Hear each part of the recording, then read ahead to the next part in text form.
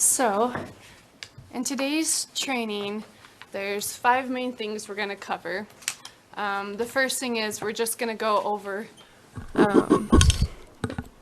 let's try that again. So the first thing we're going to go over is your obligation as a candidate to know and follow Montana's laws. The next thing we're going to cover is how do you report an expenditure, and then we're going to break down a couple examples for specific social media reporting. So if you're reporting a single ad, if let's say you did an ad buy, that's the next example. And then the final example is if you're working with like a third-party vendor, like a media agency or something like that. Then we're going to touch on how to include an addendum in a campaign finance report. We'll then go to attribution, which is the paid for by information that's required on all paid campaign communications. And then we'll cover some frequently asked questions and leave some time for any other questions you may have. So jumping in. Okay. Again, I'm Jeff Mangan. I'm the Commissioner of Political Practices. First of all, thank you all for coming. We certainly appreciate it. We're going to be somewhat informal today. The only reason I'm back here and at the podium is because I tend, when I do trainings, as maybe some of you know, grab a microphone and I'd be walking up and down and I can't kind of sit still. So if I stay at the podium, I'll be, on topic. I can move it along, and your eyes won't have to follow me walking around the room while I ramble on about whatever point I'm trying to make. So again, welcome.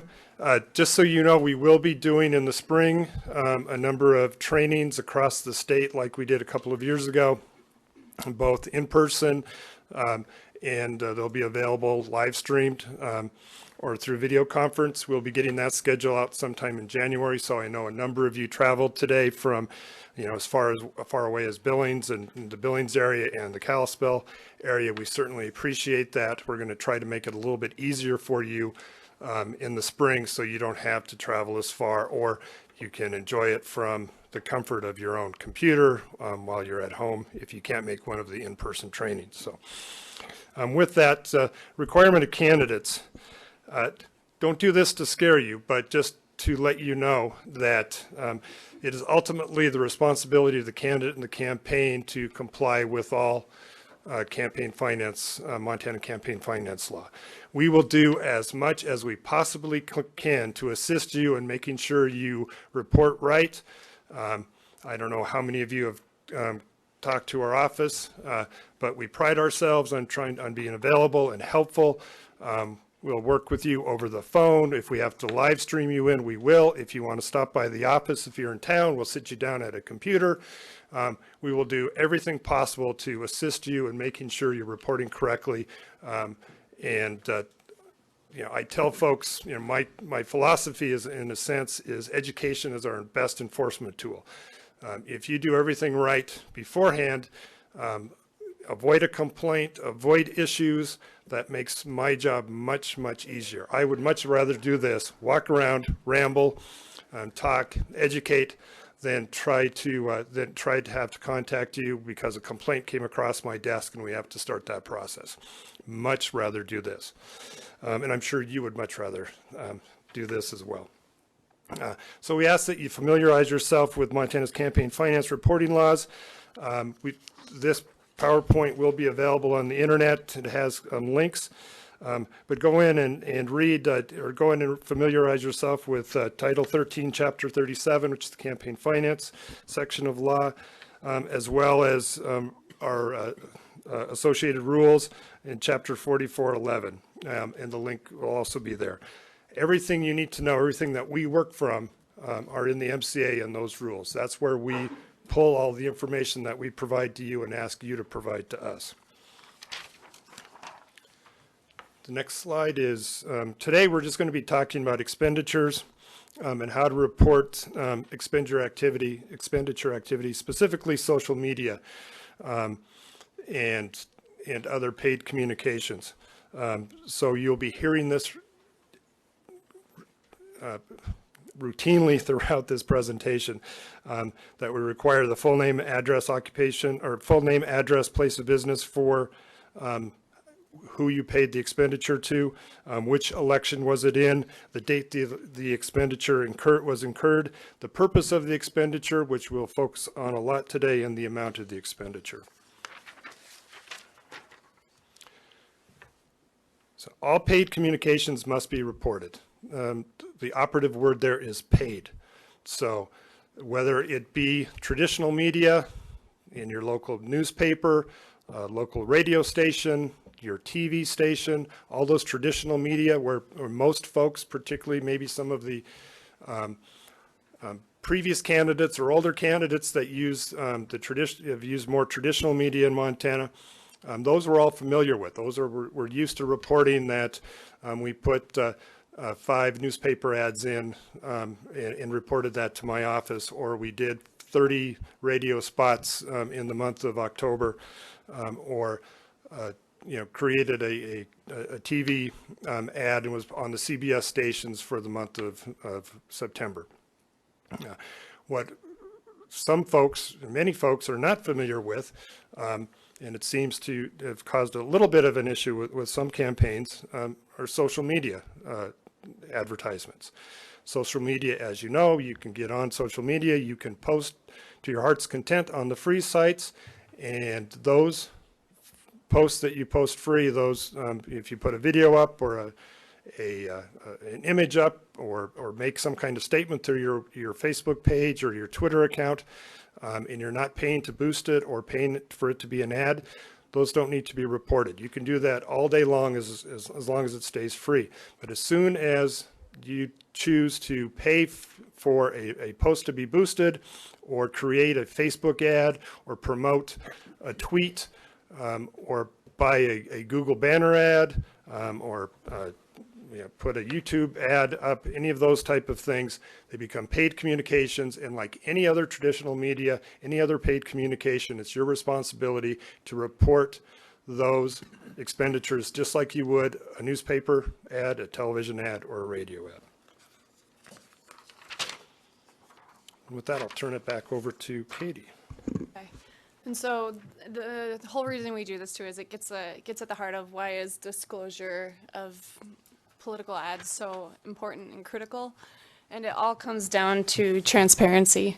So Montana's campaign finance laws protects the public's right to know who is financing elections, who is paying to target them with ads, etc. So when you report an ad, every Montana needs to be able to look at an individual ad and trace it back to your campaign finance reports.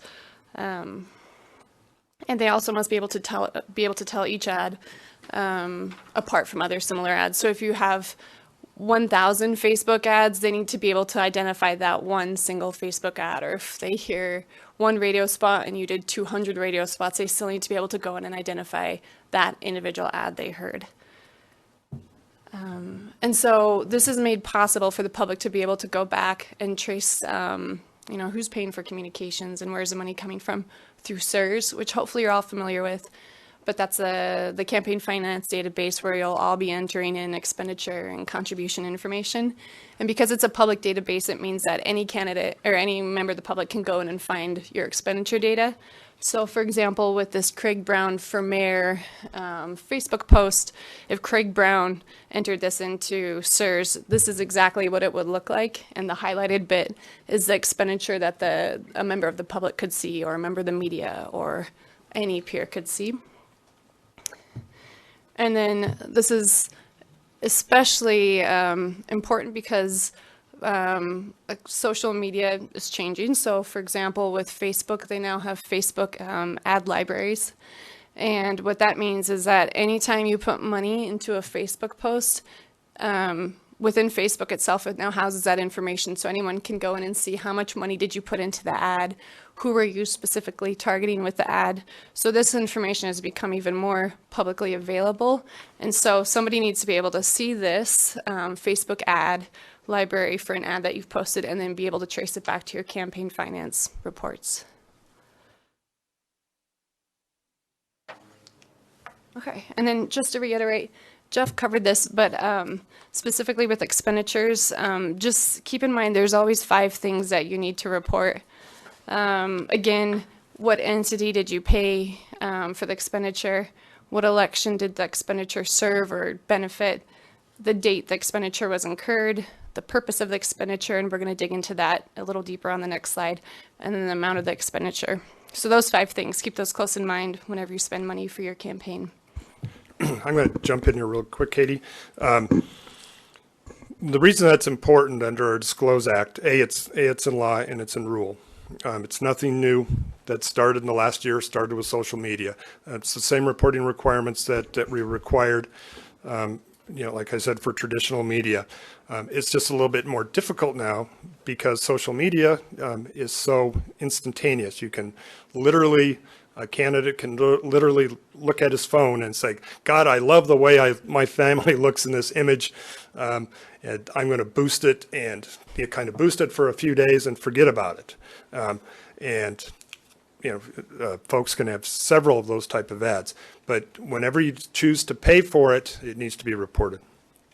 Secondly, you would probably be surprised how many calls, emails, requests we get, folks bringing in information, whether it be a flyer or an ad on or a Facebook ad or anything else, asking about where do I find the information on this ad. The public is aware that finance laws are in place. Every town has individual citizens that may be more interested than others and follow this stuff religiously. They may remind you of that fairly regularly too, but they certainly remind our office of it. And if there's a discrepancy, they call and let us know and ask us to either, can you find out more about this ad? And then we have to contact the candidate. So it's not, if we contact you through to ask about a specific ad or paid communication, it's likely not generated from my office as far as the staff. It's generated from a request from a citizen or the media.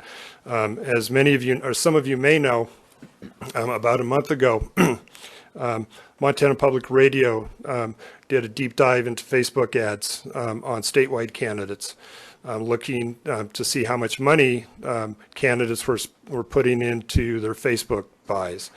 And there was really the impetus for this training because they found that not everybody was properly reporting the Facebook expenditures that they found in the Facebook library. They contacted us. We started reaching out to campaigns to make sure they understood that how they needed to report those things, and ultimately it ended up with this particular training. But I only point that out that people are interested, citizens are interested, the media is interested. It's not going to go away. So if you're doing paid social media, please make sure you report it correctly. So now I'll turn it back. Okay, great. And then just looping back to what Jeff said, so these five components of reporting an expenditure, that's how the public traces an ad back to your campaign finance report. And so on this next slide, we're going to focus specifically on the purpose field. So hopefully you can see in the image on the right, that's what it looks like in SIRS to report an expenditure. So entity is who was paid for the expenditure. The election type is general or the primary election. The date is a date where the actual financial transaction took place. And then the purpose, this is the field where we often find we need to reach out to candidates for more clarification. So when you report an expenditure for that purpose field, there's 3 things you need to keep in mind. And luckily in SIRS, these are highlighted in blue. So when you report in SIRS, just look at that blue highlighted text and you'll hopefully remember that you need to report the platform of the expenditure. And so the platform, what we mean by that is you need to state the digital, radio, print platform, social media platform, whatever medium you use to deliver your message, that's the platform. And then the quantity, with traditional ads, quantity refers to the number. So if you do, you print 500 flyers or you buy 250 yard signs, the quantity is, of course, how many did you buy? For anything digital or something with radio, the quantity becomes the dates that the ad ran. So if it was Facebook and you boosted it from September 12th through the 18th, you put that. If it's a Google ad and you get candidate's economic policy, agricultural policy, the top 10 reasons to vote for candidate XYZ, but the description must be specific enough to distinguish this one specific ad from any other potentially similar ads. Any questions so far? All right. Okay, so with these next couple slides, we're going to show you what this looks like with a couple examples. We're going to first talk about how to report a single social media ad. Then we're going to branch out and talk about how to report multiple ads. So let's say you buy 3 Facebook ads. How would you report that? And then if you're outsourcing social media ad buys to a third-party vendor like a PR or a media agency, how do you report that? And then we'll also touch on how to include an addendum, which is an option you always have if you need to include more detail than the SIRS database system allows for, because there's 150 character limit in the purpose field. So if you've got 20 ads you need to report, there's no way that's going to fit within 150 characters. Okay, so hopefully you all can see this ad, but this first ad we're going to break down is from Harvey Zinn for governor.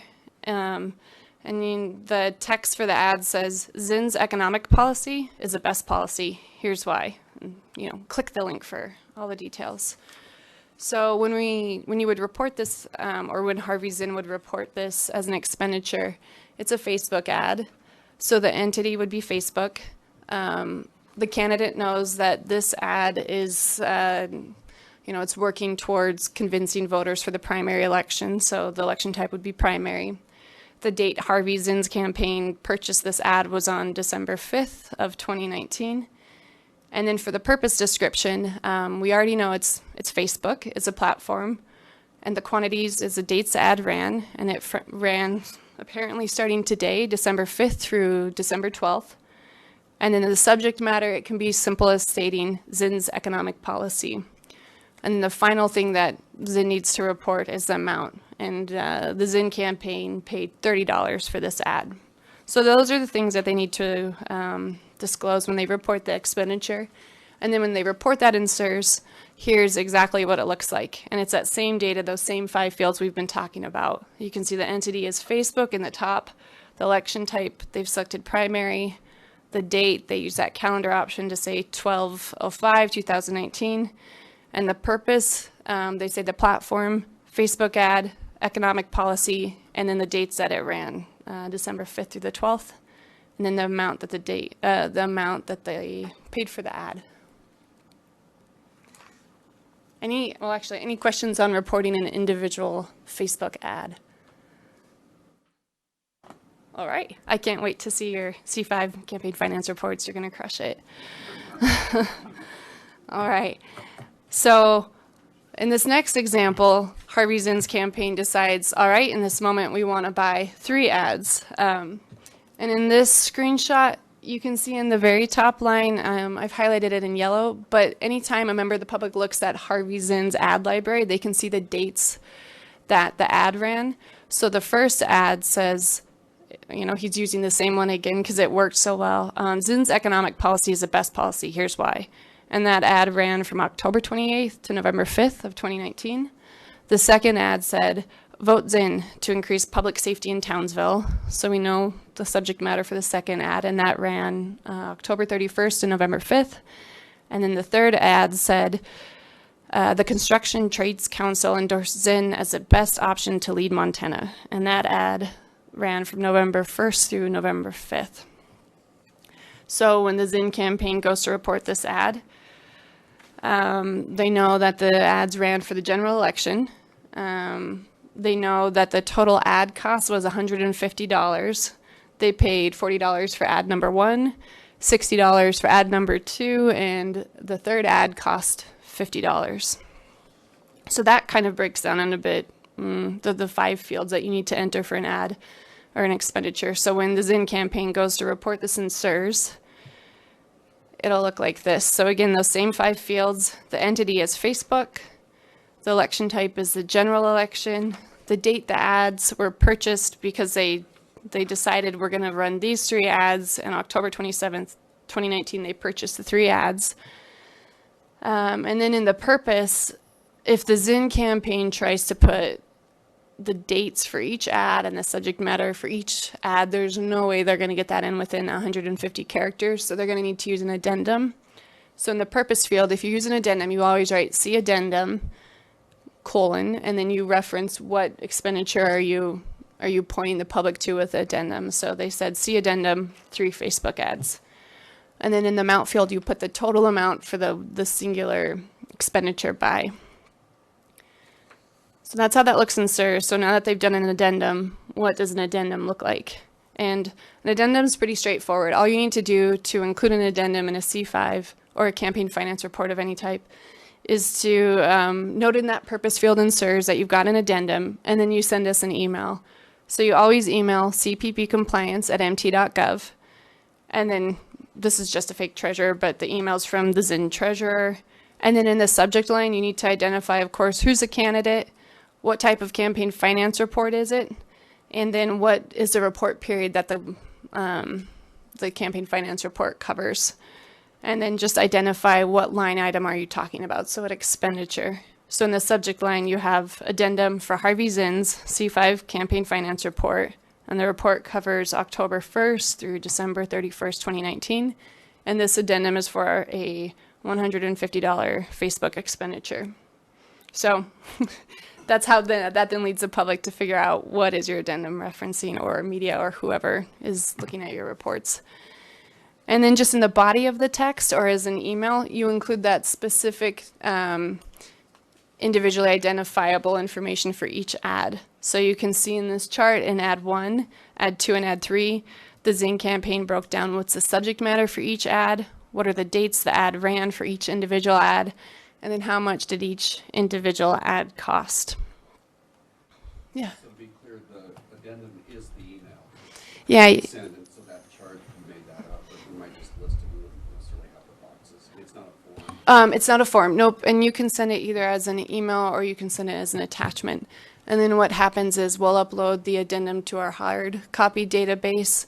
And so in SIR, somebody will see addendum, and then they'll go in our hard copy database and find your addendum and link it back to your campaign finance report. Yeah, what we got here is just kind of a suggestion for how an addendum would look. So long as you have all the information that's required, it doesn't have to look exactly like that guy. Yeah. All right. Okay, next we're going to talk about third-party vendor expenditures. And just to relate back to that last multiple, you can put those in individually if you want. So there's nothing stopping you if you want to put in 150 Facebook ads individually, you certainly can. And we're not going to complain. So we just want to make sure that the information is available to those folks that look. So this is where I think particularly larger campaigns struggle at least this election cycle, is third-party vendors. Now, folks that are running their own campaigns, some of the candidates that aren't going to use a vendor, this part's going to be a little numbing for you. But the larger campaigns, the parties that are here, if you're using a third-party vendor, it's absolutely fine. But I strongly advise that you talk to your vendor and ask them, tell them specifically the kind of information you need back from them so you can report properly. Just go back to the first discussion point that we had. It's your responsibility to report your expenditures, and if you hire ABC Media to do your social media strategy, and they send you an invoice for October which said digital media strategy, and you put digital media strategy $10,000 on your finance report, that's what gets you in trouble. And again, not to sound like a broken record, it just goes back. You can't take, digital social media, $10,000, and have any idea of what that means to the average Montanan or to the media that are trying to find, the ads that you said you bought that's in your Facebook ad library. They can't take the 300 ads in your Facebook ad library, and all they find is, several entries that say media, $10,000, media, $800, media, whatever that number might be. And quite honestly, that's kind of what happened this last quarter. They saw a number of media, Facebook media paid ads in Facebook ad libraries. They went back to the C5, to the campaign finance reports, and many of the candidates had done just basically what their vendors gave them. Digital media, this amount, digital media, this amount, or something along those lines. And brought to our attention, and again, that's why we're here today. So please talk to your vendors, and you're going to ask them a couple of different things. You're going to ask them to, if you're particularly larger campaigns, if you're paying your digital media folks $20,000 a month, for example, and some of you are paying more than that. If all $20,000 of that is going specifically for buys, ad buys, that's fine. Chances are that's not the case. Chances are you are paying that digital media company or your PR company or your advertising agency for a couple of different things. You're probably paying them for developing a strategy, a communication strategy. You're probably paying them for content development, ad design, those type of things. And then ultimately, they are going to be producing those ads and placing those ads on those social media sites and or traditional media. So if I harper back to that digital media buy $20,000, there may be as many as 5 or 6 or real specific line items that are not only ad buys, those other things. The campaigns need to make sure that the vendor is breaking line iteming those items out back to the campaign so you can report that properly. You need to report the digital strategy, communication strategy separately. You need to report content development and design for 300 Facebook ads separately, not 300 separate designs, but the design and development of content for Facebook, for this quarter's, however it might be. We'll get to a couple examples here in a minute. Then the amount of the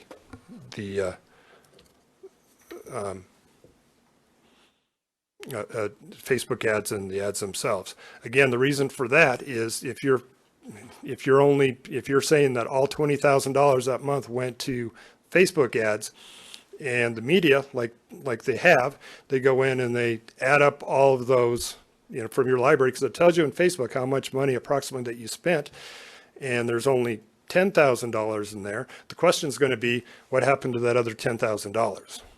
Or vice versa. That, look, you said you paid $20,000 for ads, and Facebook says you paid $30,000 for ads. Where's the report for, where's the expenditure item for the other 10,000? So again, if you be more specific, it's easier for the Montana citizen and the media opponents, other campaigns, parties, whoever's interested in looking at that data to find it, to learn about Montana's campaign finance system, how much you're spending, et cetera, et cetera. And finally, are you paying for services in advance? So I know many campaigns, I'm sure a few campaigns here today, the larger campaigns, are paying well in advance a media company for next quarter's Facebook social media buys to give them, 2 or 3 months to design and to develop the content and, develop videos or whatever that might be. And you pay it in September, for example, you have to report that during that reporting period, $10,000 in advance for future media buys or future content development, whatever that is, estimate $10,000. But as soon as they're live, as soon as they, 3 months in advance, 3 months later, they're actually up and running, you need to take that information, go back and amend that September report to show those Facebook posts or social media posts or whatever it was that you bought. So do not report them in that current, because you paid for them back there. So if you're paying in advance for services, it's just another organizational tool you're going to have in your toolbox to make sure your vendor is telling you this information. You have to find it in your campaign finance report, amend appropriately, move on. No, it's a lot of work. That's why we're having the conversation. And we have some examples coming up of sort of how this would work in practice. Things like Jeff's talked about, we have some slides that go over that in a little bit more detail. Why don't you go into that next one, Scott? So this is kind of a sample addendum for expenditures. A fake campaign would have outsourced to third-party vendors. So we can see they paid Real Good Media for some Facebook ads, and those are listed up at the top there with a description of what the ad was about, so energy independence and early education, the dates the ad or ads were run, and the amount each ad costs.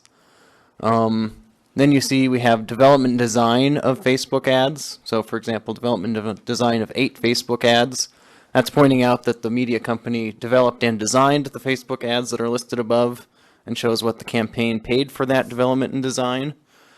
So basically it ties into a campaign finance report. When a member of the public or an opposing campaign looks at the report and sees that the campaign paid Real Good Media or Best Media Partners or whoever it is, X amount of dollars, they can see how those expenditures were broken down and what the activity actually was. So if you just said digital media, the example Jeff was bringing up, a member of the public would not have any idea what that means. If you say Facebook ad, energy independence ran from date X to date Y at $100, a member of the public can know what that is, and they know what they're looking for. And so reporting the social media expenditures, anything else entailed with paying a third-party vendor, it can really be that simple to report it. The campaign just needs to have that information available. And so this could be as simple as if you can speak with your vendor and have them send you invoices that looked exactly like this, as long as it's fully disclosing and, like Scott explained, easily identifiable for a member of the public to understand. Simply uploading or rather emailing us your vendor's invoice could be sufficient. And I would think that the campaign would want to know how they're spending your $20,000 a month too. So, a little vendor scenario next. Is it?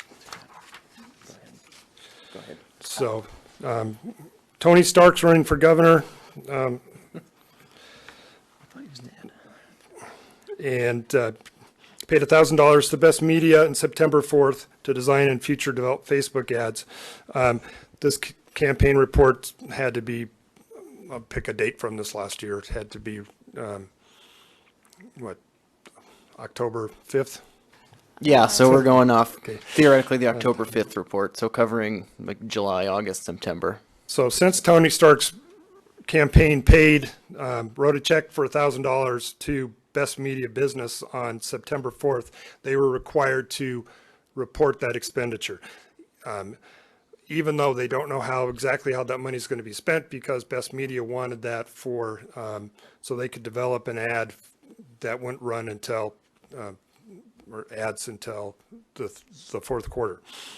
But they still had to report it in September on your October 5th report. So once, I'm not sure where. So the idea here is we're kind of showing how the Stark campaign would report that on their September financial report. Since they paid for the activity in September, it needs to be on that report that covers September, even though the activity hasn't happened yet.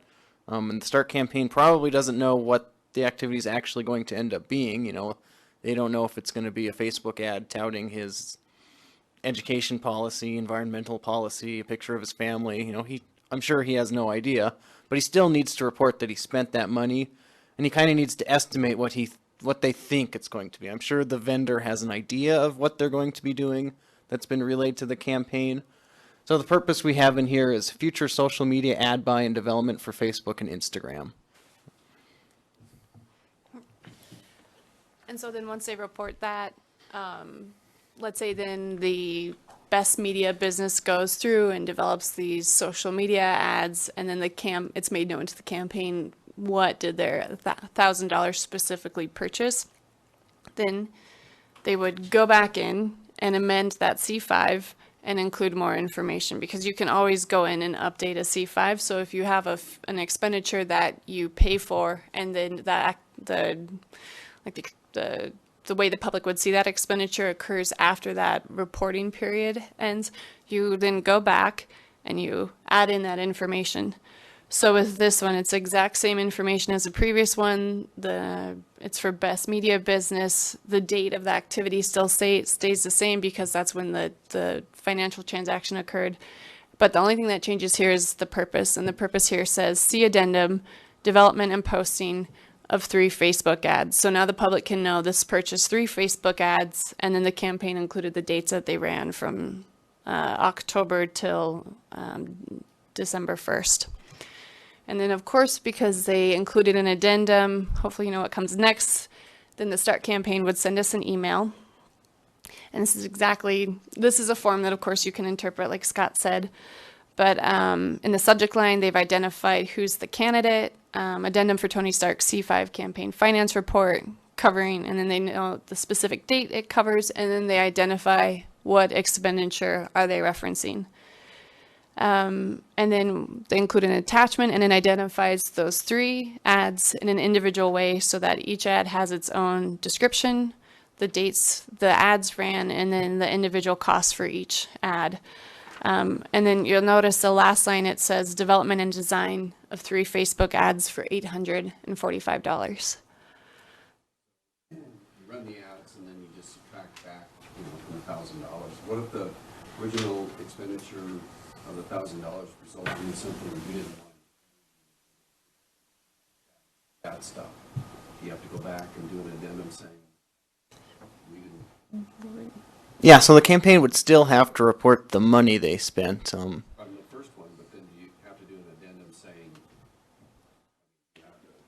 So in that specific scenario, you could change the purpose on the report and just amend it to point out that you spent the money and ended up being, a bunk purchase basically, and there was no usable stuff. You could email the COPP to explain that, like an addendum. Just as long as that message got across. I don't think there's really any one specific way you had to do it. There are those couple of ways you could do it. I think the point you're making is you have to account for however the money got spent. Correct. Just as long as you're accounting for how the money was spent. And what the result was. Okay. Yep. And then there is also an option to report any refunds. So let's say the media company said, you're right, we didn't realize you didn't need Spanish content, and your voters that's not necessarily a demographic you're trying to hit, and they refunded you, then you would report that refund as a different. Yep. Yep. The most common violations, reporting violations, are even though I'm paying for it in advance, since I can't see the product, or I didn't see the product, or it's so far in the future I can't wrap my head around it, that they're not going to report that expenditure until that next reporting period, or when it happens. And you can't do that. So as soon as you make the expenditure, or as soon as the expenditure is incurred, that's when you have. So either if you wrote a check, you have to report it, or even if you incurred the expenditure and they're going to invoice you later in that month for it, you still have to report it when that was incurred. And if it happens in the future, then you just got to go, backtrack, amend, update it so it reflects what actually happened, and then move forward. So. And this is a good chance to launch into, one of the most common errors we see is a candidate agrees with a vendor or a third-party entity for a future purchase. They don't actually write the check at the time. They just make an agreement with the vendor. That would need to be reported as a debt of the campaign at the time that the agreement was reached or the item was incurred, even if the payment hasn't been made. A common problem we see is the candidates wait until they actually write the check or receive the invoice to record that information on their finance report, and it needs to be reported at the time that the agreement is made. Very, very common error, the ones that people catch, and they have led to campaign finance violations. Even though they're technical and reporting violations, they're still a violation. And it can be, it can be a difficult thing for candidates and folks to swallow. So that's why we try to harp on it now and as much as we can in the future. Are you talking there strictly of some kind of documented agreement? I don't know if you could do that for a verbal agreement. No, you can't. And then we also understand. I mean, that's a good point, and it happens every year. Particularly, folks. I mean, we understand this is Montana. We understand this is, most of us, particularly in smaller communities, which is the nice part about Montana, is John down at the lumber store. John's going to give you 10 8x6 pieces of plywood for signs. He goes, just pick them up when you can. I'll send you an invoice, or a statement, in a couple of weeks, and then so you load up the plywood and put it in the truck, send it home, and guess what? John forgets to send you the invoice. You forget to put it on the report form. You've got these big signs up on these beautiful pieces of plywood across the county. Your opponent sees it, says, guess who didn't report that they got this wood for their big signs? How come? How come they didn't report that? And you're like, oh, geez, I forgot to report it, and John forgot to send me the invoice, and that's common. So it's like, just write it down. If you don't know how much John from the lumber store that you've known for 30 years is gonna charge you, estimate it. He's going to charge me $300 for this. Put it down as a debt, and if the actual cost is $222.32, fine. You'll report it when you pay it, when you go in for that debt with the actual cost, or if it's more, you can amend it at that time. So the important thing is reporting and making that effort to let folks know how your campaign is going. So, but that's an absolutely good point, and we understand that we don't want you to turn your neighbors into, I still know lots of businesses that don't like to use computers or anything like that, and would much rather just hand you a bill. We understand that. We're not going to make it get Jack at the hardware store upset because you need something for the COPP in Helena, highfalutin guy up there. So The obligation to report when John says pick up the plywood anytime you want, or when you pick up. when John picks up the plywood. So, okay, even if he doesn't put a sign together for another few weeks. So, okay, go ahead, Katie. Okay, so now that we've covered vendors, we're going to go through a couple examples of how you would report. And to just hit home that reporting for vendors isn't that much difference at all than if you bought an ad directly from Facebook instead of having a vendor do it. We're going to use the exact same ads. So again, hopefully you're familiar with Zinn, but he's got his economic policy ad. But now instead of the campaign directly paying Facebook for the ad, they're now paying ABC Strategies and Media to purchase their ad. So all the same data remains exactly the same. Highlighted in blue is the only information that changes.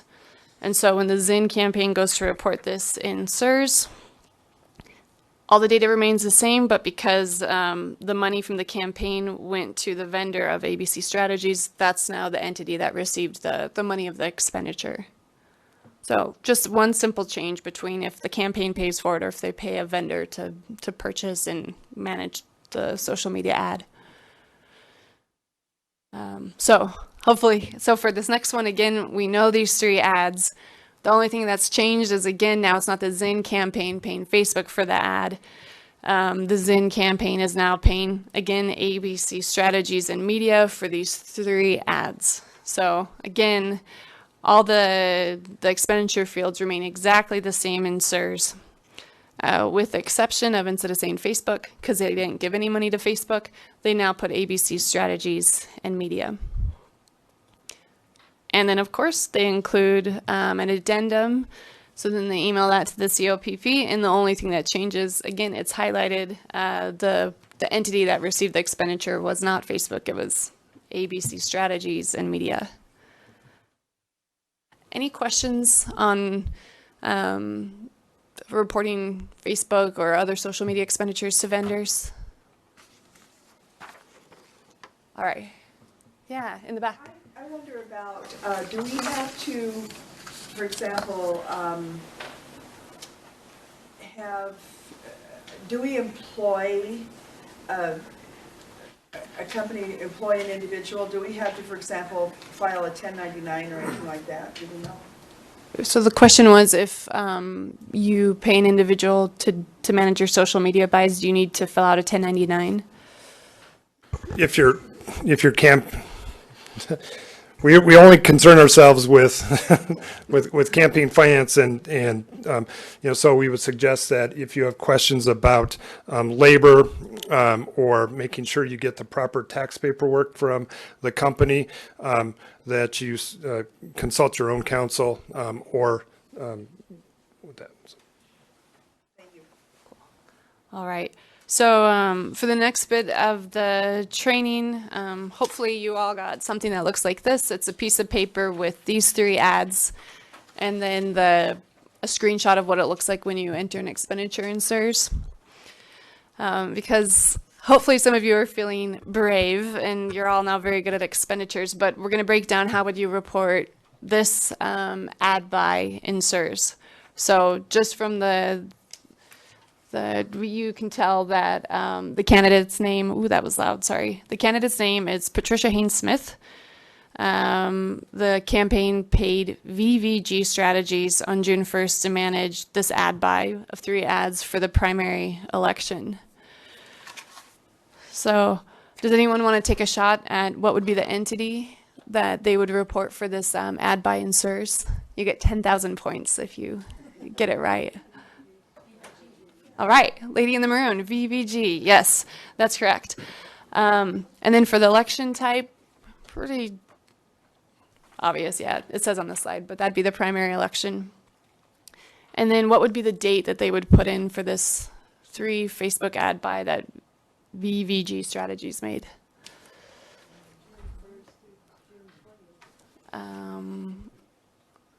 Try again. So it's the date the expenditure was made. In my case, I usually wouldn't put down the date I wrote the check, but the date the check it. What do you think, Seth? Is either one okay? It'd be the date the check was written. Okay, so for the date field, this one's kind of tricky because it's not reflected in this paper, but up on the slide it says that they paid VVG strategies on June 1st. So the date in CSRS would be June 1st. And then anyone on this side willing to take a whack at what would be the purpose field in CSRS for these 3 ads? Oh yeah, sorry, I kind of gave it. Yep, yeah, it would be something like. What would go in the addendum? Oh wait, sorry. You got all the answers right. You're a brilliant team. Yeah, so this is how it would look in CSRS. The only thing we didn't cover was the amount, which was $220. And then, as Scott said, what do you think would go in the addendum?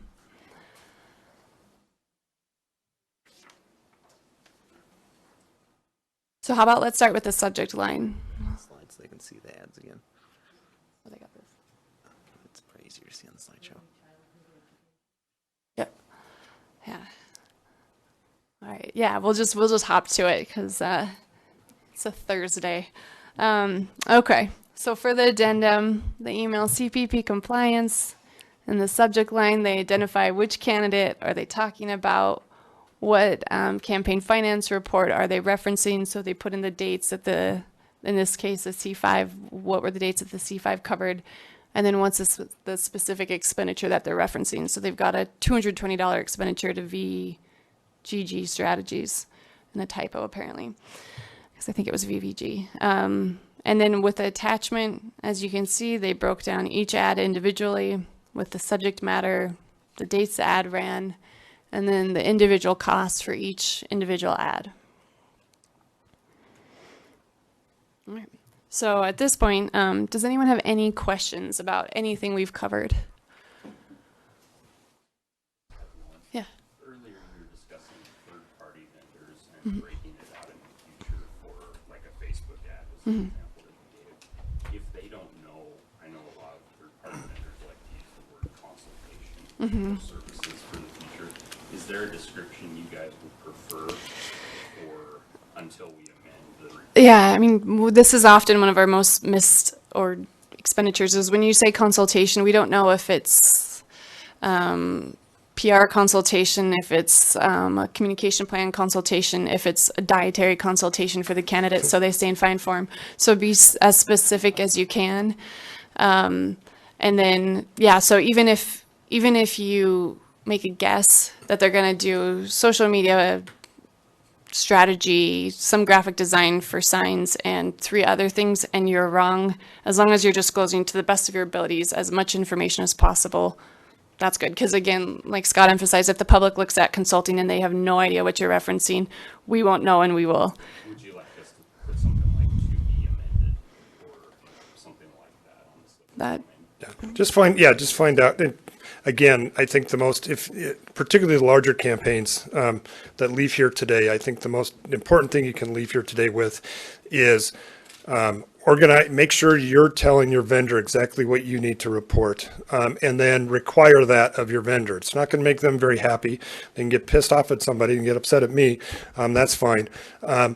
But it's the stuff that you're going to have to report. And we don't want, I mean, it's one of the, it's, you know, a kind of a common, sometimes campaigns can get frustrated with our office.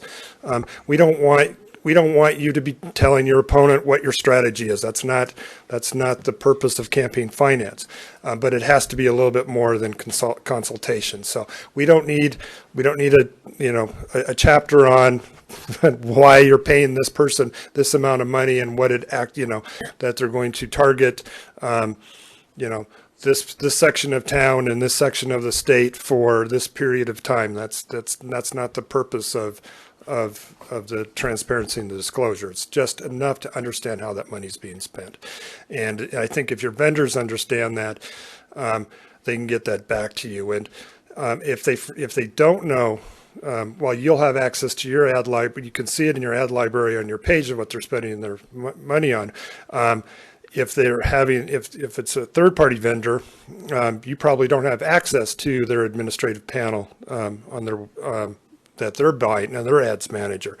But Facebook, all the larger social media companies for that matter, they can print out so much information. I mean, they can print out, so many details that you guys, your head would go poosh. They can certainly print out, how much money you spent during this amount of time on this particular ad, and that's the only information you need. So if they understand that, that's the information that they're going to give you, and then get it reported to us either through an addendum or on the report. You could even attach that social media report if that's what your vendor gives you. Here are all the ads that we ran during this period of time. You can use that as part of your attachment, so you don't have to do as much work. Or you can, like I said, put in 1,000 Facebook expenditure entries. That's fine too. So. Yeah, you don't have to use an addendum. You can always go item by item if you would like. But for larger campaigns, that may not be a tenable strategy.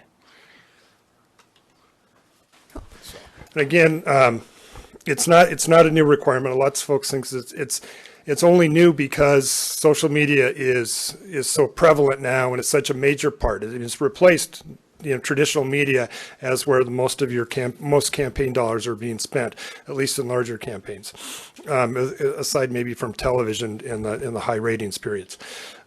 So it is more difficult to report, and we have we're using as many resources as we can to make our, we know our system is lumbering and can be frustrating, and it's not only frustrating to you, it's frustrating to us. But we're working with what we have to make it easier for you, so we can get the information that state law requires and transparency through the SERS system, through electronic filing, so it gets out to the citizens and the media or the opponents, yourself, whoever's interested in that data, and we can make it all work together. So if we struggle, let's struggle together to make sure it gets done, and then I think we're all happy at the end. So next slide. Any other questions? Okay, great. So we made it through all the examples. There's only a few more sections. We're going to cover just a quick refresher about the components of an addendum, then attribution, then some frequently asked questions, and then we might be wrapping up. We'll get you out of here early. Yeah. So again, we've gone over this in the examples, but just to hit it home one more time, you can include an addendum whenever you need, and you can include addendums because SERS has a 150 character limit in that purpose field. So then when you do that, again, just note in SERS in that purpose field that there's an addendum and reference the specifics of what you're going to have an addendum for, whether it's 55 radio ads or 4 radio ads or 5 Google ad buys. Reference the expense. Then you send us an email, and just we don't always know who's everybody's treasurer, so you got to let us know who's the candidate, what type of campaign finance report is this, is it a C7, C7E, C5, and then let us know the dates that it covers, so the time range that the campaign finance report, So that we know what report the addendum goes with. otherwise nobody knows. If you just send us an addendum, it's not going to get put up on the website. We're not going to know what it is, so we're not really going to probably do anything with it, to be honest. And then just make sure, again, you reference what you're referencing. If you just include an addendum and you don't say it's for this $200 expenditure made to Snapchat or Pandora or whoever else an ad may go to, we won't know. So include that, and then include all the specific unique ad details that we've talked about. So the dates, the subject matter, the cost, and then who was paid for it. And then after that, you can go find your addendums on our hard copy database, and so can the public and media and every other stakeholder in our democracy. And besides addendums, or rather, in addition to addendums, make sure that every communication you put out that has any dollar amount behind it has attribution. I want to talk about this a little bit. Facebook, with their new rules, they're making sure that there's an attribution on all. You have to go through a process now. They have to make sure you're a real person, you're a real candidate, and then you'll get the paid for by your campaign or your candidate name. Now, saying that, we haven't done it. I'm not sure what all the fields are in there. You're still responsible to put the attribution that Montana law requires, which is the name of the candidate, address, and address. If it's a committee, it's the name of the committee, treasurer, and address. And for candidates, party affiliation is required if it's a partisan office. Yep. So when you go in there and you're setting that up, or if you haven't already, you may have to put that D or that R or that I or that G or whatever party, whatever affiliation behind your name, if there's not a place for that as I don't know. So just make sure you're still responsible, even though Facebook's making it easier and they're putting up a paid for by John Smith for governor, or whatever it might be. Make sure that somewhere that full attribution is available to the person looking at that ad. That being said, when this first, 2 years ago, in our first training on social media, we were telling folks they didn't have that. And we encouraged our guidance to everyone, to candidates and to committees, was if you're putting media images, posts on Facebook that you're going to pay for, include your attribution in that image or that graphic that you make or that video that you do. Make sure it's at the end of the video or at the beginning of the video. However, we still encourage you to do that in case that full attribution doesn't get up there. And so it's just a good practice if you have a lot of images out there, or graphic design, John, Tony Stark's, with his 3-suit family, or what have you, that paid for by Tony Stark for governor is on there somewhere. The nice part about that is if you do end up boosting it, or somebody else does, or if you end up boosting it, that attribution is always there. So, or if you move it to even though Twitter's saying they're not going to do political ads, we'll see. If you move it to Twitter or to another platform, and you pay for it, that doesn't have that automatic or paid for by, that your attribution is there and you're covered. So it's just good to have anyway. It's just a good thing for you guys to do. And I actually have some handouts up here with me on attribution. I encourage you all to take one. I also have one that's just campaign reporting 101. A lot of stuff we talked about already is in here, just general expenditure talk.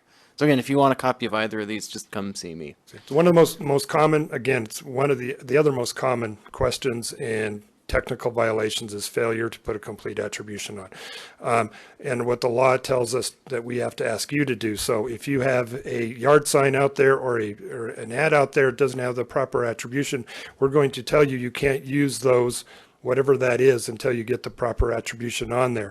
And if you don't do that within the 48 hour, whatever the time frame is that we give you, then it could be a possible violation that you could be on the hook for. So we have a process. It's kind of no harm, no foul. If we find out about it, we let you know. We give you an opportunity to fix it. Absolutely great. That's fine. If you don't fix it and you keep those signs out there with the attribution we told you, and someone is a complaint, it's going to be almost an automatic violation. So, but if you fix it, a lot happens more than you think. You had that printed, you get the thing back from 1,000 brochures back from the printer. It's like, oh my God, where's the attribution? And what do I do? What do I do? Well, either have it reprinted or you put a sticker on with the full attribution. We'll figure out a way for you to do that. We just won't let you use it without the attribution on there. So. Okay. And so we've got through that attribution section. So now we've got some frequently asked questions about social media ad expenditure reporting. So some of you may know you can do a Facebook ad. That's one way to spend money. The second way to spend money on Facebook is to boost a post, where let's say you do a post, you put no money behind it, you just wrote something witty, and all of a sudden tons of Montanans are engaging with it, and you decide that's a post you want to put some money behind. So you hit that blue boost button. It just became an ad. An ad's anything with money behind it. So do you need to report it? You absolutely do. And you report it just like any other expenditure that we've been talking about. So it has those 5 components that you can see up on the presentation, and report it in SIRS, and if needed, include an addendum. So easy peasy. Another question is, my campaign paid for an ad for the general election that ran on both Instagram and Facebook. How do I report this? So let's say you're in the start campaign and you want to do a meet the candidate ad and you run it on Facebook and Instagram. It's important to keep in mind that Facebook owns Instagram, so you're only paying one entity. You're not paying Instagram, you're just paying Facebook, whether it's a Facebook post or an Instagram post. So you would report it with the entity of Facebook, and then you would need to include in the purpose field enough identifying details. So if I saw that as an Instagram ad, I can identify it in your campaign finance report. And if I saw it as a Facebook ad, the same thing. So include the dates that each ad ran and then a description of the ad. So for this purpose, it says Facebook and Instagram ad. It's clear these ads ran at the same time because it says ran January 1st through January 30th. And the subject matter was meet the candidate at the library. And then you include the cumulative amount for the expenditure that you paid Facebook for. And that's very common because you're only paying Facebook. So Again, let your vendors know if it's a vendor, if they're putting it on both Facebook and Instagram. They may only show on their thing that they paid Facebook this amount of money, but somebody saw it on Instagram. If they go back in your finance report and can't find the word Instagram for that ad, that's again the reason. So I know it's a small detail, particularly when one vendor like Facebook has both of those platforms. It's kind of the same with Google and YouTube. So just make sure that even though you're paying Google, it might go on a YouTube post or they might be pushing that ad to YouTube advertisement. Make sure your vendor's letting you know that that ad also went to YouTube videos. So. And that's also one of the reasons why if your entity that you're paying is Facebook in the purpose, you still need to identify that it's a Facebook ad. Don't just assume because you paid Facebook that it's a Facebook ad. So always identify the platform. So I don't see the attributions on any of these. So Ooh. it has to be on these, correct? Good point. Yeah. So It could be on the back end. we're gonna say very good catch. You're very good catch. So I designed these, so I failed the test. These should have attribution on it. I don't know.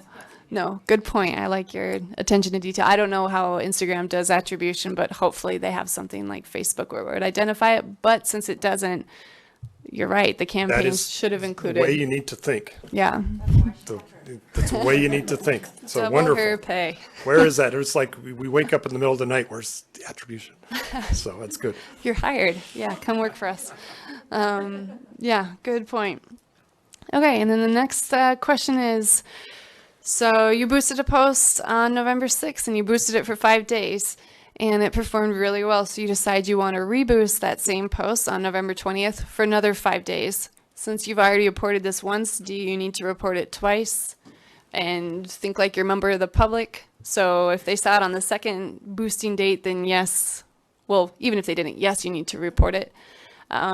So the way you'd report that, you can do it exactly how the screenshot has it, where you can report it as a batch one, where you say the entity is Facebook, election type primary, the date of the cumulative cost of the expenditure, and then the purpose would be Facebook boosted post. The subject description is Miss Economic Policy, and then you list the 2 dates that it ran. Or if you want, you can also enter it individually. So you could enter the first boost as an expenditure, where maybe it was $15, and then you decided for the second expenditure, you're going to do another expenditure entry, and you're going to put it for the second half, so the second $15. It's up to you, but just make sure you're reporting it and it's represented. For the larger campaigns, this kind of gets into it. If you're using the same ad over and over again, Medicaid expansion, for example, you have a Medicaid expansion ad, and you don't change that ad every time you run it on Facebook, it's going to show up in Facebook as this ad run multiple times but if you change, because like on any of those ads, and if anybody posts on Facebook, which at this day and age, almost everybody here, I'm sure, has made a Facebook post, you generally, type something in that introduces whatever the image or what have you. So if that Medicaid, if your company or you targeted it to college students, remember what, and then whatever that same Medicaid ad, but you also had one for seniors, that's 2 separate ads. So that even though it's the same ad, your message is going to show up as 2 separate ads, therefore needs to report it as 2 separate ads. So those are the type of things where Facebook and social media is changing kind of the way we have to watch for things, the way you have to report things. So even you're using that same Medicaid expansion video, for example, whatever your message is, if you've changed that, just realize that's going to be a separate ad that you're going to have to report separately, or not just as the same ad run, 10 times. So just. Okay. Cool. All right. So this next question is, so your campaign, let's say, paid for 12 Facebook ads over a reporting period. Do you need to report these ads individually? And the answer is it depends. So you can always report each ad individually, but you can also report an ad as an ad buy or ad purchase. So what I mean by that is if in the same reporting period you've got those 12 Facebook ads, you can go one by one and report them, or you can report them as a sum for that reporting period as one expense that you made to Facebook. And just to make that a little bit clearer, this is what that would look like. So let's say you as a candidate had 12 Facebook ads that ran from October 1st of this year through December 31st of this year. You could report that as one batch total. So those 12 ads, they cost $1,200. They were for the primary election. And then the purpose, of course, 12 ads, you're going to have to include an addendum. So the purpose says, see addendum, 12 Facebook ads, and then the dates that they ran. And then, of course, you got to include an addendum. So this is what that would look like. So, email the CPP at cppcompliance@mt.gov email. And then in the subject line, identify the candidate, what type of report, and the dates that the report covers. And so in this addendum, I did just want to highlight one thing. So like all addendums, it includes the individual subject matter, dates ran, and the ad cost for each ad. But I highlighted ads that had been posted twice. So ad 1 and ad 7. Ad 1, you can see it ran for 2 dates, and ad 7 as well. So that could have been a boosted post, or it could have been a straight up ad buy. But it won't. To the public, it would look the same, and they would still be able to identify it through your addendum.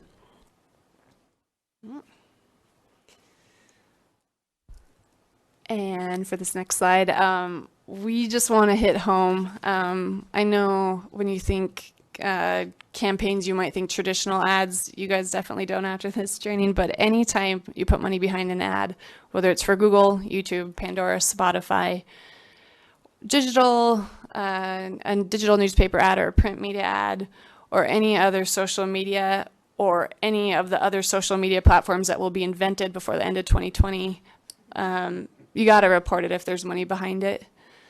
Yeah, so if anything that people can see, it should be reported. So if you're working with a newspaper and you buy a traditional newspaper ad and they've got great salesmen, you know how they are.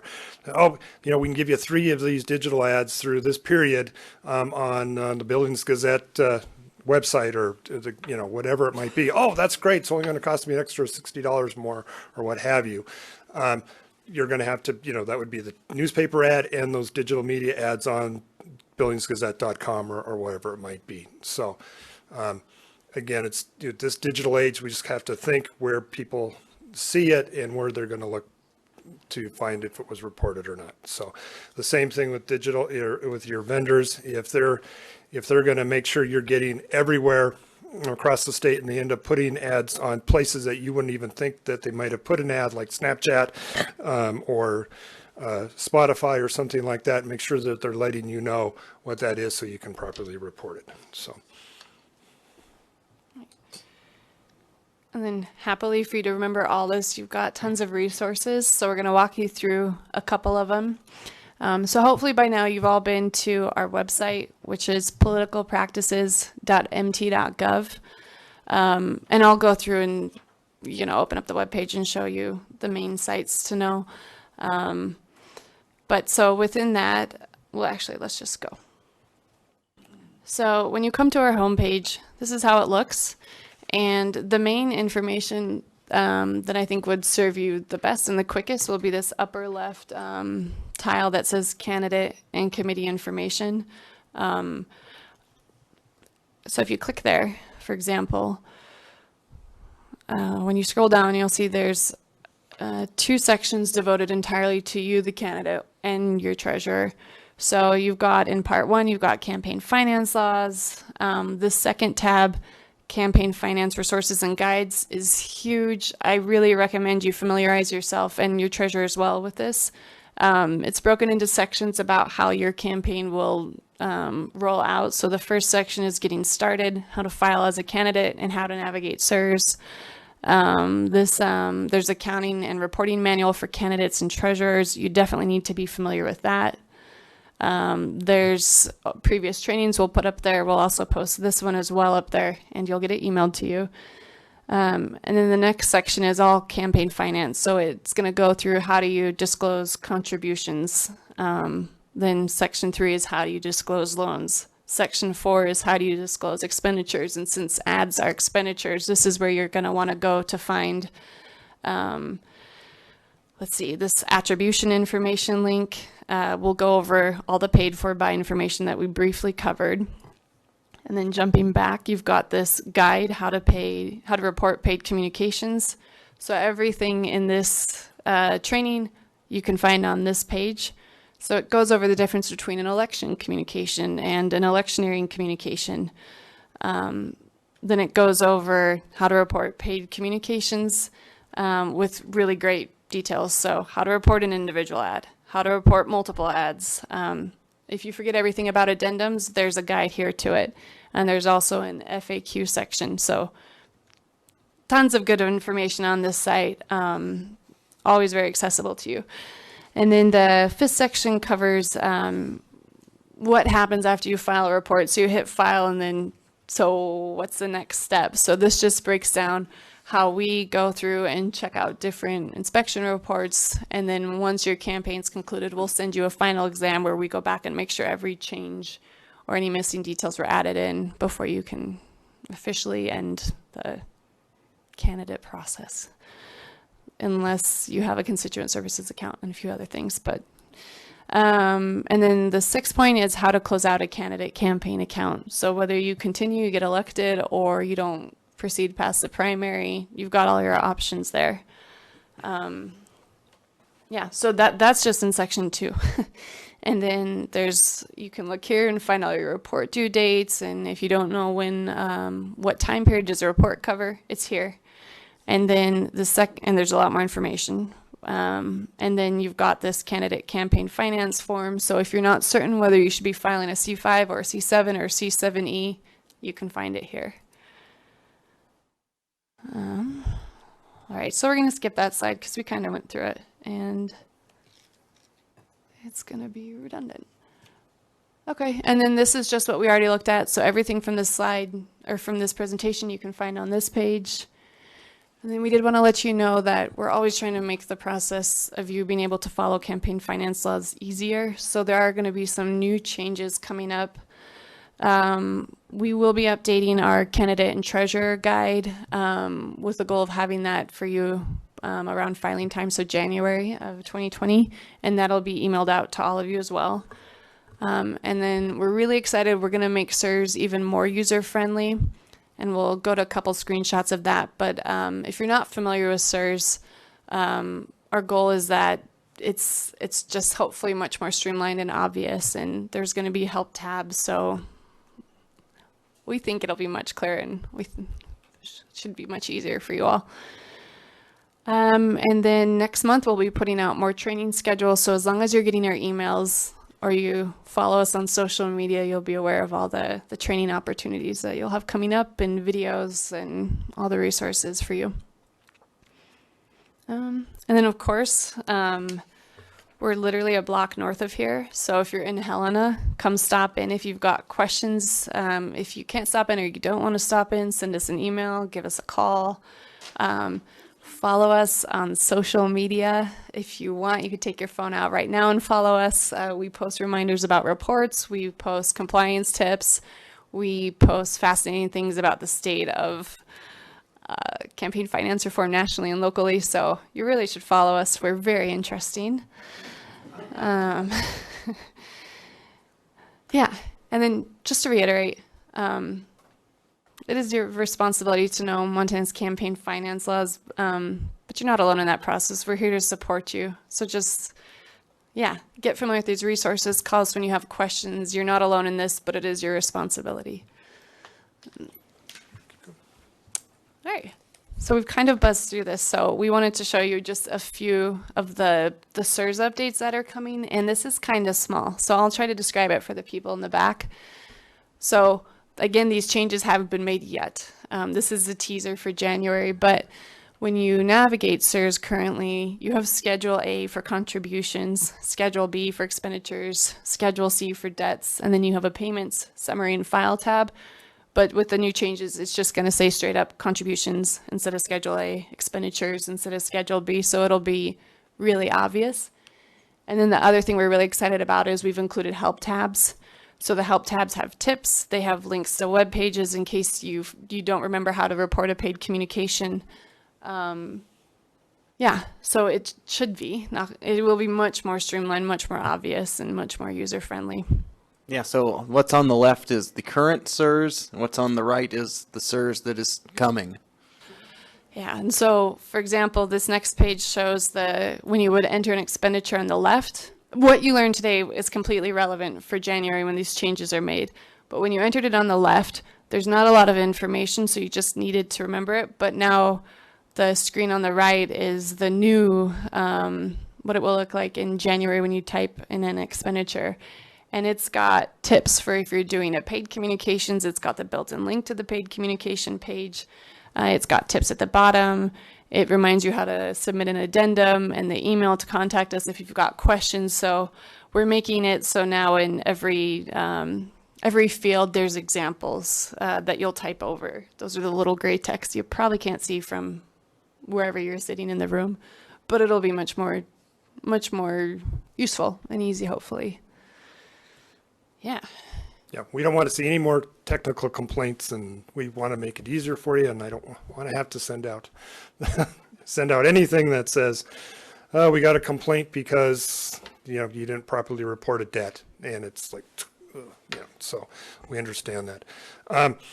To that, let me just, our process, just so you know, a report comes into our office, we on every report, even though we might have 1,300 candidates and thousands of reports, it's our goal to do a cursory review of every report that comes in, and we try within a reasonable time frame to get an inspection report back to you that says you may want to add a little bit more detail here.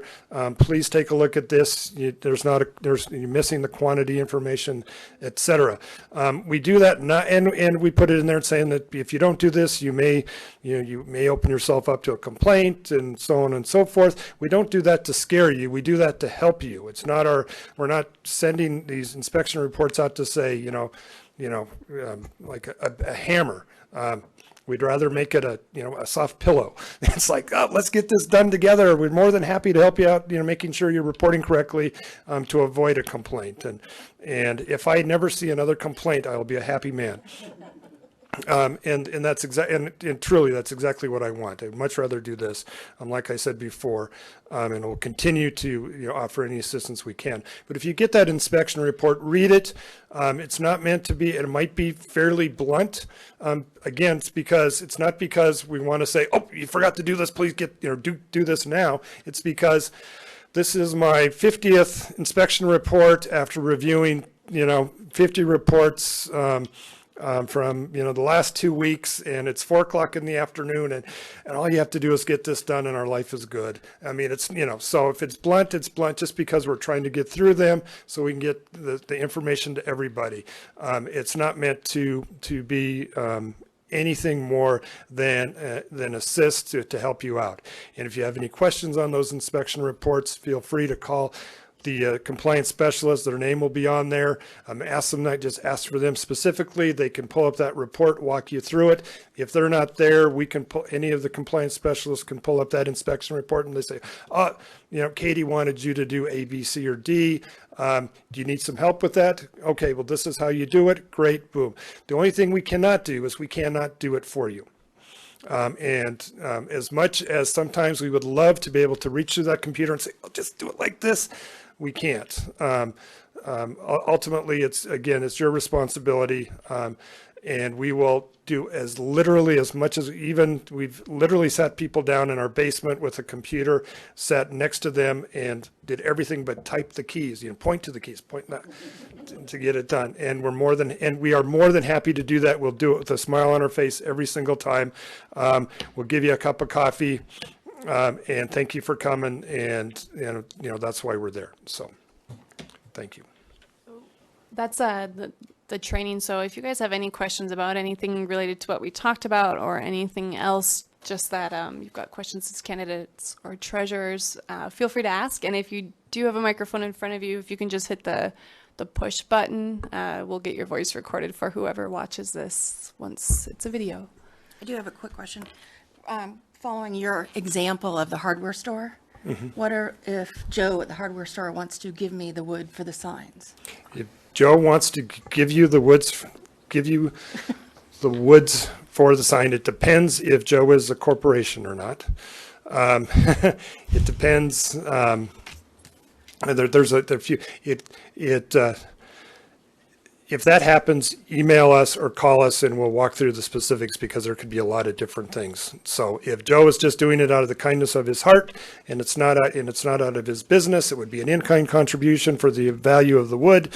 But if it's Ace Hardware and it's the corporation, that wouldn't be an appropriate contribution, because you cannot receive contributions from corporations. So, I mean, it's a quick answer, but Okay. there are a few things, there are a few questions that we would have to ask to go through to answer that specifically. That's what I figured. And let's say though Joe ran a campaign last year and he has the form for a bunch of yard signs, and he says, just take these, I won't use them again.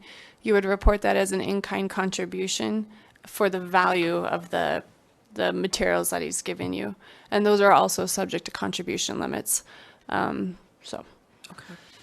So same thing, if you're a previous candidate and you're using your old sign posts or sign things, plywood that we discussed, it would be an in-kind contribution from your previous campaign, value that of what it might be, and place that in there. So again, those are people notice that. I didn't see you put plywood on your, well, I used my old signs. Well, it needed to be in as an in-kind contribution, so. And that's a different reporting form, I'm assuming? It's the same reporting form, it's just under contributions, Schedule A versus the expenditure. Okay. And when we do the trainings this spring, we cover, they're longer, we cover everything. We cover contributions, expenditures, loans, debts, proper filing, et cetera, et cetera, et cetera, et cetera. And then until we get to January, when you are reporting, I'm just back on this page that I referenced earlier. But we've made a guide, and we'll update this once CSRS is updated. But it's called the Candidate Guide to Navigating CSRS. And it goes through all these things. So this is just the main page. But then when you look at the table of contents, it includes an intro to CSRS and what is it and who must use it. It walks you through. Part 1 is all about creating an account and filing a statement of candidate. Part 2 is how do you create a campaign finance report. And then part 3 is contributions. And so that's the section where you will find information about in-kind contributions and how to report that. Thank you. Jeff, remind me, but did we at the end of our campaigns have to report what we had left on some, like signs and materials? Didn't we already do that? So the question was, do you have to report the extra, sorry, just getting this for the folks in the future who will watch this. The question was, after a campaign, if you've got campaign materials left over, do you have to report those? If you have campaign materials over and you're going to use them in another campaign, you have to report them as an in-kind contribution from your previous campaign.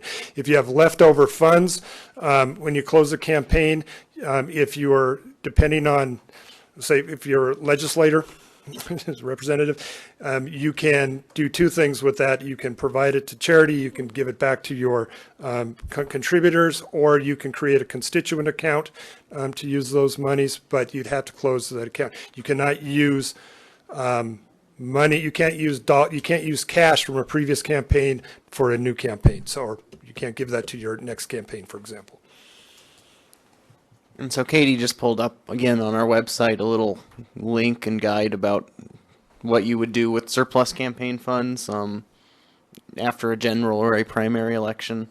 Just kind of walks you through your options for disposing of those funds or transferring those funds, or what your options are. And we really want to make sure this information is just coming to you, so please check your emails, read the emails we send, call us when you have questions, but we'll try and keep in mind that these might be questions you have after the primary and the general election, so our goal will be to send you the information before you need it or when you need it at worst. Any other questions? So in January, will the news system be up for reporting? So it's the same system. It'll just be updated in January, and when that happens, you'll get an email from me. It'll have fireworks. It'll have guides. It'll, so it'll be even easier than what you're using now. But the goal is to have it ready by January. We're hoping. If it Next doesn't, it'll happen after that. All your data will be transferred, so you won't lose anything. Just so you know, just one of the new things from the previous session, we made reporting dates a little bit easier for you. Before, it was 35, 60, 90 days before an election, and we were always counting backwards and dates. People are confused on dates. We tried to make it simple. You report on, for candidates, report on the 20th of March, April, and May, in June, and the 3 months before the general and the month of the general. So on the 20th, committees report the same thing, but on the 30th. So March, April, May, you'll be reporting on the 20th. The reporting period will end 5 days before the 20th, so always end on the 15th. So it should be easy for candidates and committees to remember the dates and those reporting periods, and they don't have to, do a lot of math and counting backwards like we do. And it really was a problem for us. We would routinely miss a calendar date, and it's because, not you guys, but because we, the bunch of people in our office couldn't count backwards. So we took full responsibility and said, you know what, we're going to ask the legislature to help us out and fix it and make it a little bit more simple, and they did. So that'll be nice. And you can find all our reporting dates on our website. Go to the homepage, click in the middle. There's a blue reporting calendar. It's on that blue horizontal bar, and it's presented in 2 different ways, so you can pick your flavor. But any 2019 and 2020 candidate, you have that here. It's also a PDF if you want to print it. And then you've also got this live calendar. So if you go to the right over here where there's this gray horizontal option, you can click candidate dates, and you can view it for the month of December. Or if you are a long-term planner, you can scroll down and you've got all these upcoming events. So that'll include training events, though there's also a training tab, like today is a tab. So this page will be your best friend for reporting dates. One last tip, and then we'll let you go. It is not necessary to wait till the 20th to file your report. You can go in and, we recommend that you go in throughout the reporting period and just update CERS once a week on your expenditures, your contributions. Please do not wait until the reporting date, because unfortunately, too many people do. The system gets bogged down. You guys scramble, obviously forget something. I mean, it can be. We get lots of angry calls that, your system isn't working. It's just, it's just a good practice to just get used to updating it regularly through, because you can save it. It doesn't all have to be done at once. And you can go back in and amend that report as you go. And then when you're ready to file between the 15th and the 20th, pick a good date there, make sure you've got everything in, hit file, you're done until the next reporting period. So thank you very much. Yeah, and sorry, one other thing to keep in mind, we're open 8 to 5, Monday through Friday. You can email us, we'll respond as soon as we can. Voicemail, we always return calls. And then there's 7 people in our office, the commissioner and attorney, and then 5 people who will be picking up your calls. So that's why you don't want to wait until 2 hours before 5 o'clock the day of a filing date. It's 5 people. So yeah. But we're very excited to help you. Just be timely, and you'll be happier too. Any other questions? Yeah, in the back. It doesn't pertain to social media and what we've been talking about today. On the signs, is there a prorating that you figure for carryover of signs and that sort of thing? Sorry, so the question was, is there a prorating for signs for maybe your previous election that you're going to apply to your next current election? No, just your best estimate. That's reasonable. I mean, we trust candidates, and I mean, if you put in 2 cents, we're going to consider that. I mean, but some folks have been using it, for years, so it might be after 10 years, worth only $20. So, and just go with your best market value estimate. All right. Any other questions? All right, great. Well, the 3 of us will be sticking around in case you want to chat with us individually. And then don't forget, Scott has 2 handouts if you want them. And then don't forget to follow us on social media. And thank you so much for coming today, and stay tuned for more trainings and other good COPP news. Thanks, everybody.